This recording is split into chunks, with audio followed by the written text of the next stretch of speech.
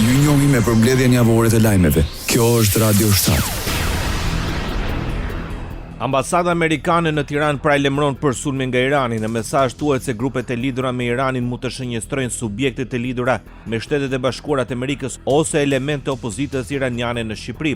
Objektivat të mundshëm janë vendet turistike, qendra tregtare, hotele, klube dhe restorante. Ne inkurajojmë qytetarët amerikanë të ushtrojnë vigjilencë të shtuar, thuhet në mesazhin e Ambasadës së Shteteve të Bashkuara të Amerikës në Tiranë. Ministria për Ropën dhe Punët e Jashtme në Shqipëri u bën thirrje qytetarëve shqiptar që të shmangin çdo udhëtim jo të domosdoshëm në mënyrë të veçantë udhëtimet për arsye turistike në këtë rajon. Në vijim të komunikimeve të menjëhershme lidhur me përshkallëzimin në rajonin e lindjes së mesme dhe në kushtet e pasigurisë dhe të paparashikueshmërisë së zhvillimeve, Ministria për Ropën dhe Punët e Jashtme përsëriti thirrjen për qytetarët shqiptar që të shmangin sa më shumë të jetë mundur çdo udhëtim jo të domosdoshëm veçanërisht për arsye turistike në këtë rajon deri në njoftim të dytë. Ministri i Ekonomisë dhe Inovacionit në Shqipëri Delina Ibrahimaj deklaron se sulmet kibernetike ndaj sistemeve tona janë të pashmangshme, por deri më sot nuk kanë shkaktuar dëme të pariparueshme. Në një konferencë për mediat pas mbledhjes së qeverisë, Ibrahimaj tha se investimet në këtë fushë do të vazhdojnë pasi ardhmja është digjitale dhe luftrat do të jenë të tilla. Botën e zhvillimeve të teknologjisë, në botën e zhvillimeve të sistemeve, çka nuk mund të evitohet janë të tilla lloje sulmesh. Ne kemi në monitorim të vazhdueshëm nëpërmjet AKSK-s, që është Agjencia Kombëtare e Sigurisë Kibernetike, të gjithë stafin dhe gjithë infrastrukturën e dur me qëllim që ne të vëzhgojmë dhe të monitorojmë në kohë reale të gjitha sulmet kibernetike që i drejtohen sistemeve tona dhe do të vazhdojmë të investojmë në këtë drejtim pasi e ardhmja është digjitale dhe sigurisht që luftat e të ardhmes do të jenë lufta digjitale. Ekonomi. Qeveria shqiptare vendos të ulë akcizën e naftës nëse çmimi rritet mbi 220 lekë për litër. Në një konferencë për shtyp, ministri i Financave Petrit Malaj tha se ulja e akcizës prej 8 lekësh do të llogaritet nga vetë bordi i transparencës në momentin që çmimi kalon 220 lekë për litër. Në këtë çast, sipas tij, çmimi reduktuar i tregtimit me pakicë zbret automatikisht në 213 lekë. Kjo do të bëhet në baza ditore, do të monitorohet në baza ditore. Në ato momente kur çmimi kalon mbi 220 lekë, do të kemi një reduktim të çmimit me pakicë me 8 lekë. Në ato momente kur çmimi do të jetë nën 220 lekë, do të jetë çmimi që ka përcaktuar bordi. Ishte ministri i Financave Petrit Malaj. Deputeti e Partisë së Lirisë, Erisa Xhixha, shkroi në rrjetet sociale se rritja e çmimit të naftës deri në 218 lekë për litër nuk mund të justifikohet vetëm me faktorë të jashtëm si lufta, por sipas saj është pasojë e mungesës së përgjegjësisë nga ana e qeverisë. Sipas Erisa Xhixhës, çmimet e ushqimeve janë rritur deri në 50% në një periudhë të shkurtër duke rënduar më tej situatën ekonomike. Për deputetën e opozitës, zgjidhja është vetëm ulja e taksave që do të ulë çmimin e naftës dhe rrjedhimisht dhe të mallrave dhe shërbimeve. Miratimi një pakete antikrizë emergjente, rishikimi i menjëhershëm i barës fiskale, heqja e taksës së qarkullimit, heqja ose pezullimi i akcizës mbi karburantin për këtë sektor, si dhe heqja e tatimit mbi vlerën e shtuar janë 4 kërkesat kryesore të parashtruar nga shoqata e transportit në takimin me ministren e ekonomisë Delina Ibrahimaj. Pas takimit, përfaqësuesit e operatorëve të transportit u shprehun se kanë marrë garanci për aktivizimin e vendimit të Këshillit të Ministrave që parashikon kompensimin për linjat urbane dhe ndërurbane si dhe kompensim taksash. Sipas tyre, mbetet e paqartë ende vlera e kompensimit. Është premtuar riaktivizimi i VKM-s, të cilën është paketa antikrizë që u miratua në vitin 2022 për shkak të luftës Ukrainë-Rusi dhe atëherë u përcaktua vlera 100 lekë për litër në lidhje me rritjen e çmimit të karburantit. Me mbledhjen e parë të qeverisë na u premtua se do të diskutohet dhe miratohet, ndoshta vlera mbetet për të diskutuar, ndoshta mund të jetë edhe më shumë për shkak të rritjes të vazhdueshme të çmimit të karburantit. Kjo mbetet për të diskutuar dhe miratuar. Në të kundërt, operatorët paralajmërojnë për reduktim të flotave të transportit. Kjo është emergjente dhe ata vetë janë koshient në lidhje me rritjen e çmimeve dhe në rast se do të anashkalohet apo dhe nuk do të miratohet, operatorët do arrijnë në reduktimin e mjeteve, më pas nëse përsëri nuk do të ketë një lloj reagimi, ndoshta edhe në një kapitullim apo mbyllje të autobusave. Ministri i Infrastrukturës dhe Energjisë në Shqipëri, Enea Karakaçi, pranoi fillimin e diskutimeve për të subvencionuar sektorin e transportit urban në kushtet e rritjes së çmimit të karburanteve. Në një prononcim për mediat pas mbledhjes së qeverisë, Karakaçi informoi se bashkë me Ministrin e Ekonomisë zhvilloi një takim me shoqatat e transportit interurban dhe urban.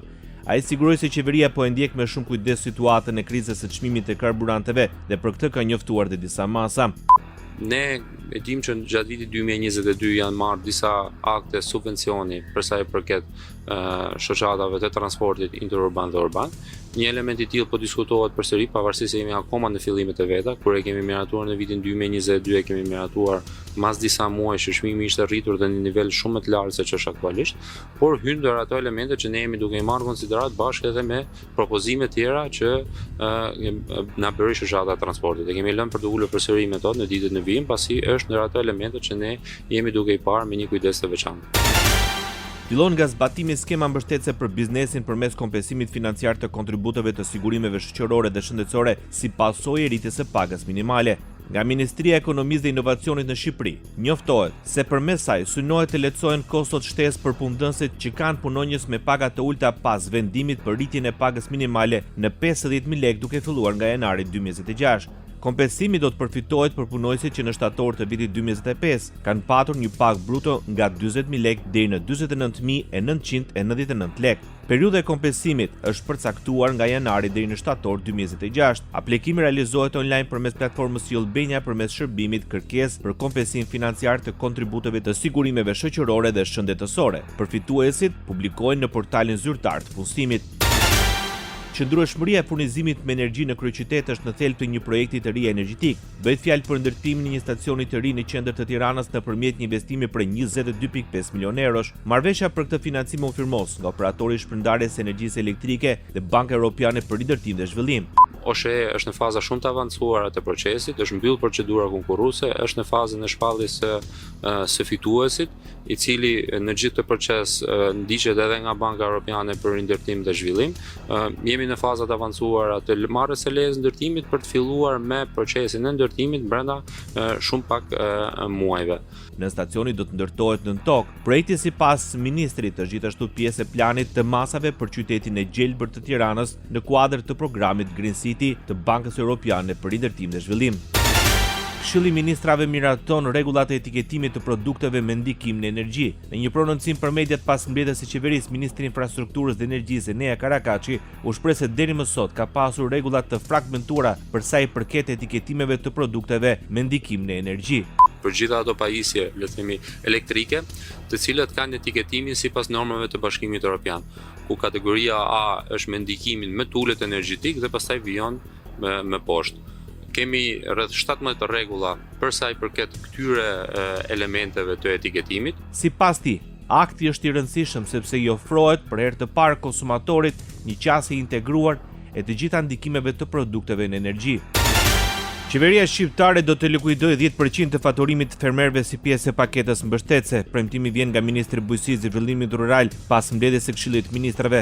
Një nga subjektet fermer duhet të autofaturojë, se të faturojë 10 milion lekë, do të marrë në llogari 1 milion lekë. Në pjesën e mbështetjes është nga mbështetje më të mëdha, të cilët do të përfitojnë drejt për drejt pas një procedurë vetëm me autofaturimin i cilin do të dërgojnë pranë tatimeve. Vendimi është marrë në kuadër të paketës mbështetëse për bujqësinë për vitin 2026, përmes saj synohet të ulen kostot për fermerët. Në një konferencë për mediat, Andi Salla deklaroi se qeveria akordoi 5.2 miliard lekë në mbështetje të tyre.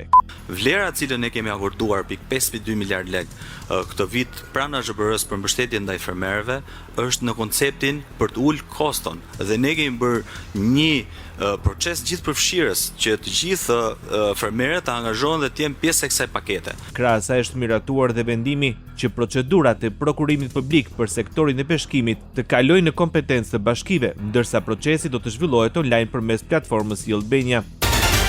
Opozita në Shqipëri akuzon për oligopole që po dëmtojnë konkurrencën dhe qytetarët përmes marrëveshjeve të fshehta dhe abuzimit me çmimet. Kreu i Partisë Demokratike Sali Berisha kërkoi nga shteti të garantojë mbrojtjen e qytetarëve nga abuziviteti potencial i këtyre marrëveshjeve, duke përmendur si shembuj tregun e hidrokarbureve, mishit dhe sheqerit. Sipas tij, ndonse këto tregje operojnë me kompani të licencuara. Licencat nuk po shërbejnë për të rregulluar konkurrencën, por përkundrazi në shumë raste kompanitë bashkëpunojnë në mënyrë të fshehtë për të asgjësuar garën e ndershme. Problemi më madhor i ekonomisë tregut dhe qytetarëve shqiptar janë oligopolit. Gjatë këtyre javëve, me të drejtë, jemi ndalur tek oligopoli i hidrokarburëve, i naftës. Por në tregun shqiptar nuk është ky i vetmi oligopol. Oligopol në tregun shqiptar është dhe kafshata. Oligopol është sheqeri, është mishi. Opozita shqiptare akuzoi qeverinë për mungesë transparence mbi parkun virtual teknologjik Durana. Në një deklaratë për media, deputeti i Partisë Demokratike në Bozdo denoncoi se mazhoranca nuk ka bërë asnjë reagim lidhur me kërkesën e tyre për të marrë informacion. Kërkesa kishte lidhje me emrat e kompanive, pronarët e tyre dhe sa para këto kompani kanë përfituar nga lehtësirat fiskale. Do më thënë sa para kanë përfituar nga taksa paguesit shqiptar, duke u regjistruar virtualisht në këtë park. Për shkak se nuk mora përgjigje nga ministria, e rikërkova këtë informacion përsëri me shkrim në fillim të muajit mars. Dhënia e këtij informacioni është e detyrueshme brenda 15 ditësh, ndërsa po bëhen tashmë afro 3 muaj dhe ky informacion nuk jepet qëllimisht. Deputeti demokrat deklaroi se shumica në pushtet po tenton që të kalojë një projekt ligj të dytë, ku në amendimet e paraqitura parashikohet faza virtuale e funksionimit të parkut, duke e sankcionuar këtë koncept në ligj. Kjo sipasi do të thotë se deri më tani koncepti i virtualitetit ka qenë i palishëm dhe për këtë arsye lehtësitë fiskale të marra nga kompanitë janë të palishme. Dhënia e lehtësive fiskale për një regjim virtual është një praktikë që Bashkimi Evropian e ndalon, madje e lufton ndërmjet standardit BIPS të OECD-s. Ky standard është i detyrueshëm për zbatim edhe për Shqipërinë. Ky standard lufton pikërisht atë që qeveria po përgatitet miratojë. Dhënien e lehtësive fiskale për kompanitë që operojnë virtualisht. Sociale. Formalizimi i sektorit mjekësor dhe atij të kujdesit personal dhe estetik janë objektivat e radhës paraqitur nga qeveria shqiptare. Drejtori i përgjithshëm i tatimeve Ilir Bina tha se kontrolli në këtë sektor do të shoqërohet dhe me masa konkrete për deklarimin e pagave, duke nisur nga 1 prilli do të caktohen paga dysheme. Në sektorin e shërbimeve mjekësore dhe kujdesit personal është bërë analiza e pagave për rreth 10.000 tatim-pagues dhe për rreth 45.000 të punësuar, duke përcaktuar pagat indikative. Në datën 1 prill do të publikohet lista e pagave indikative për këtë sektor, e cila do të pasohet nga njoftime pop-up për të gjithë tatim-paguesit dhe më pas me kontrolle për ata tatim-pagues që nuk reflektojnë. Klasat e 4-ta dhe të 5-ta në Shqipëri këtë vit do të kenë tekste shkollore falas. Ministri i Arsimit Mirela Kumbarë njoftoi vendimin e marrë nga Këshilli i Ministrave. Përfitues nga ky vendim janë rreth 9.000 nxënës. Në qoftë se e kishin deri në klasë të parë, të dytë, të tretë, shtua me vendimin e sotëm dhe me financim të Ministrisë së Arsimit rreth 43 milion lekë të reja, tekstet falas të reja çdo vit edhe për klasën e 4 dhe për klasën e 5. Bëhet fjalë për rreth 9.000 nxënës, por më shumë kur flasim dhe për anën financiare bëhet fjalë për rreth 9.000 familje, të cilat do t'i përfitojnë tekstet falas dhe nuk do t'i kenë më barë në buxhetin e tyre, po as nuk do t'i marrin tekstet të përdorura. Ndërsa do të vijojë dhe pajisje me tekste të reja çdo 3 vjet për nxënësit e klasave të 6-ta dhe të 9-ta. Në të njëjtën kohë dua të theksoj që do të procedohet me të njëjtën logjik një herë në 3 vjet dhe për klasën e 6 deri të 9, po duke qenë se janë fëmijë më të rritur, din t'i mirëmbajnë tekstet edhe për një periudhë 2 deri 3 vjeçare. Deputeti i Partisë Demokratike Tritan Sheu paraqet në kuvend nismë ligjore që synon sipas tij mbrojtjen e fëmijëve dhe adoleshentëve nga ato që cilëson si koncepte gender ideologjike. Në një deklaratë publike Sheu vlerëson se nisma synon të vendos kufizimin në arsimin parauniversitar dhe në hapësirat publike, duke ndalur përfshirjen në tekste shkollore dhe aktivitetet edukative të koncepteve që lidhen me identitetin gjinor, ndryshimin e seksit dhe familjen LGBTQ. Propozimi përfshin dhe ndalimin e përmbajtjeve të tilla në media dhe botime të dedikuara për të mitur, si dhe kufizimin e pjesëmarrjes së adoleshentëve deri në 18 vjeç në aktivitete që promovojnë këto koncepte. Qeveria shqiptare miraton rregulloren e re për përdorimin e hapësirave publike. Ministri i Shtetit për Pushtetin Vendor, Ervin Demo, deklaroi pas mbledhjes së qeverisë se ky akt synon të adresojë një nga problematikat më të mprehta në komunitet. Krahas këtij rregulloria do të sjellë rresi sa i përket një unifikimi të gjitha praktikave në nivel kombëtar, ndërsa njësitë e qeverisë vendore do të kenë fleksibilitet për të adresuar specifikat lokale përmes vendimeve të këshillave bashkiake. Do të adresoj një nga problemet më akute që ne kemi përgjithsisht në komunitete, kur flasim për të drejtën që kanë qytetarët për përdorimin e këtyre hapësirave publike, gjithmonë në të mirën e familjeve, por në të njëjtën kohë duke garantuar po ashtu mundësi për sa i përket zhvillimit që subjektet duhet të kenë nga pikpamja e aktivitetit tregtar. Rregulloria në fakt do të sjellë risi për sa i përket një unifikimi të gjithë praktikave në nivel kombëtar, ku ne tashmë do të kemi rregulla të qarta për sa i përket mënyrës se si mund përdoren hapësirat publike, por po ashtu bashkitë janë tashmë në të njëjtin shtrat për sa i përket sistemit rregullativ dhe po ashtu ka specifika të caktuara ku bashkitë do të kenë mundësinë për t'i adresuar ato nëpërmjet vendimeve të Këshillit Bashkiak. Kryeministri i Shqipërisë pretendon se projekti Lungomare 3 në kantierin Vlorë Orikun po vijon me ritme të larta. Edi Rama ndau në rrjetet sociale pami nga punimet që po kryen në kantierin e transformimit. Bypassi Orikun Lungomare 3, shtrihet mbi kodrat e rrugës Vlorë Orikun, do të mundësoj një frymëmarrje krejtëre për Vlorën. Ky investim strategjik zgjeron hapësirën e turizmit cilësor të Vlorës dhe krijon kushtet optimale për vijimin me Lungomaren 4 në zonën e Orikumit, duke bërë Vlorën qytetin bregdetar me shëtitoren më të gjatë të detin Mesde. Politik. Kryeministri Edi Rama është i bindur se Shqipëria po ecën e pandalur me hapa konkrete të sigurt për përmbushur reformat që na parafrojnë me standardet europiane. Në një takim informues mbi çështjen e negociatave me Bashkimin Evropian, kreu i qeverisë shqiptare vlerësoi se rritja e kapaciteteve institucionale sjell dhe forcim të rendi ligjor, jo thjesht në ushtrimin e pavarur gjyqësor, por dhe në drejtim të ushtrimit të pushtetit të çdo institucioni në funksion të zbatimit të ligjit dhe garantimit të drejtave të qytetarëve. Ky proces konsolidon institucionet e drejtësisë, të cilat tani më kanë kaluar një fazë tjetër, pasi kanë pavarësinë që se kanë pasur kurrë, dhe ndërkohë në procesin e konsolidimit do duhet të rrisin profesionalizmin, panshmërinë edhe sigurisht pastaj edhe cilësinë e shërbimeve të tyre. Ministri e Shtetit dhe kryenegociatorja Majlinda Dhuka vlerëson se Shqipëria është në rrugën e dur drejt familjes europiane për të përmbyllur kushtet dhe kriteret e antarësimit deri në fund të vitit 2027. Shqipëria ka marrë deri tani mbështetjen e Bashkimit Evropian, si sa i përket Komisionit, ashtu edhe vendeve anëtare. Megjithatë, shumë punë është përpara për t'u bërë deri në vitin 27, po edhe mbas vitit 27 deri në fund të dekadës, kur aspirojmë që të kemi mbushur kriteret për të qenë antar i familjes europiane. Në takimin ku të pranishëm ishin kryeministri Edi Rama, ministra e zëvendës ministrat e qeverisë, Dhuka tha se Shqipëria ecën me hapa të sigurt pas një ndërprerje në rrugën drejt familjes europiane, si dhe në përgatitjen teknike ashtu dhe në pikpamjet e vullnetit politik të reformave të qeverisë dhe të gjithë institucioneve. Shqipëria mendon të paktën sa i përket vlerësimit të saj dhe vlerësimit pozitiv të Komisionit, pret me respekt vlerësimin e vendeve anëtare, se i ka përmbushur 24 kushtet e ndërmjetme, ndryshe thënë 92 ende që kritike ose pika veprimi strategjik.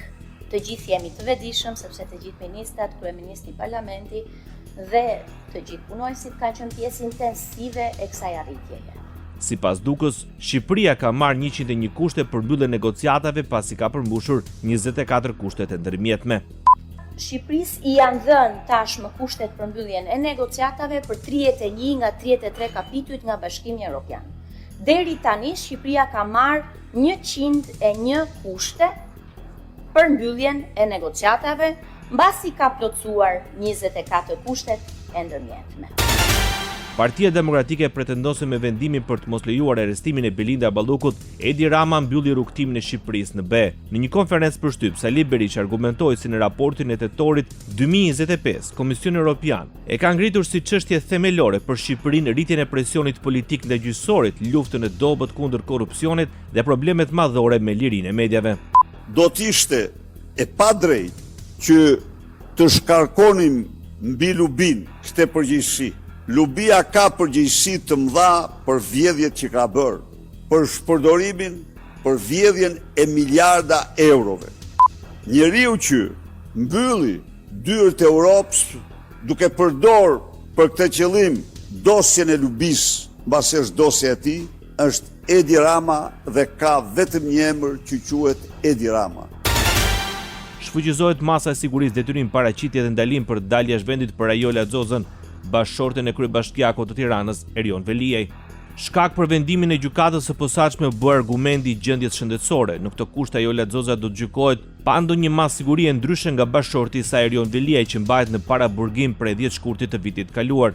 Erion Velia dhe Ajola Xoza akuzohen për një skem komplekse pastrimi parash ku biznesmen që fitonin leje ndërtimi në Bashkinë e Tiranës injektonin para rushfeti në kompani të kontrolluara në mënyrë direkte apo të tërthort nga bashortja e kryebashkiakut. Skënder Hita është drejtori i ri i Policisë së Shtetit në Shqipëri. 46 vjeçari, i u nështrua një konkursi mes 14 kandidatëve të cilët kaluan në filtrin e komisionit posaçëm në Ministrinë e Brendshme në garën e hapur më 3 mars. Emri i tij u përzgjoll nga ministri i Brendshëm Besford Llamallari, i cili në një postim në rrjetet sociale shkruan se ky vendim është i bazuar në merit, profesionalizëm dhe integritet. Ndryshime në drejtimin e Forcës Ajrore të Shqipërisë, presidenti Bajram Begaj dekreton General Brigade Edmond Abbas Vosi në detyrën e komandantit të Forcës Ajrore. Vosi zëvendëson në detyrë General Major Ferdinand Vasil Dimo.